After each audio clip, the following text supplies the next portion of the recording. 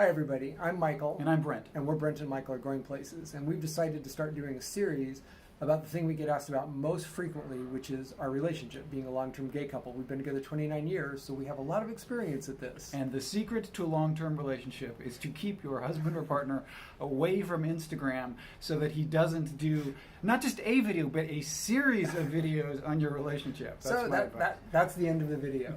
No, and also basically we want to start off by saying we totally get what it's like to be a young gay person out there and really wanting to have a relationship. I didn't come out till I was 27, and that was kind of late, and I knew I really wanted to have a relationship. What was it like for you? Well, the thing that's always kind of annoyed me about the gay community, I always knew I wanted to be in a relationship, but at the same time there's always been like this prejudice against the idea of being in a relationship that somehow you're selling out or co-opting heterosexual norms, and it's always bugged me a little because as I understand the LGBTQ movement, it was about being able to live your life however you see fit without judgment from other people. So it's ironic that I feel judgment from other gay people about wanting to be in a relationship.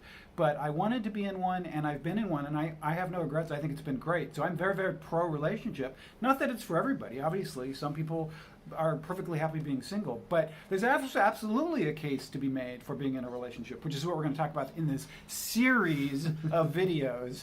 Assuming we get through this. I guess the first thing I would say about being that young person and wanting to be in a relationship is where you go looking for it. The world's pretty different from when we started dating. But even back then, a lot of people tried to meet in bars, and that never worked for me. I was always interested in something, I don't know, finding a bit more substantial way of doing it.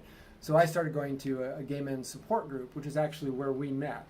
And that way, it sort of let me get to know Brent or whoever I was dating at the time in a little bit better, more serious way that ultimately worked out in the long run really well. There are certainly, we've had friends tell us that they've met boyfriends and partners through hookup apps, and that relationships that began with sex segued into something really important.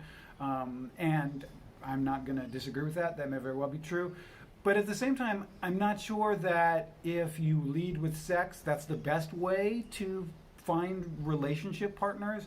I dated before Michael a few guys. I was in a couple of relationships, and I felt like I had more luck when I was like in an activity among like-minded people, like there was something other than relationships or sex to focus on, and then you could meet people sort of as they are, not people who are putting on airs, not people that are trying to have a hookup, but people who are, and frankly, I think those people are more likely to be interested in relationships. The people who are in, I was on a gay swim team, that are in a volleyball league, that are just some sort of interest that isn't about sex or something that's so specific. I guess I would also add, it's going to be harder to get a relationship if sort of that's your driving goal in life, if that's all you're focusing on.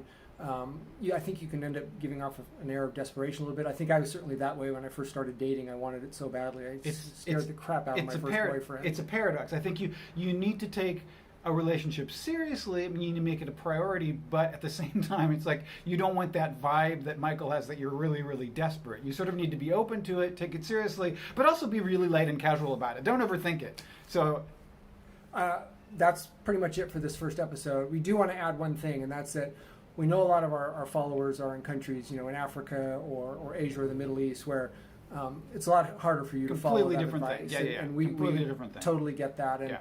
And 30 years ago, the world was very different for us, and hopefully not 30 years from now, but down the road, it's going to be easier for you guys. Hopefully, we'll help make that happen.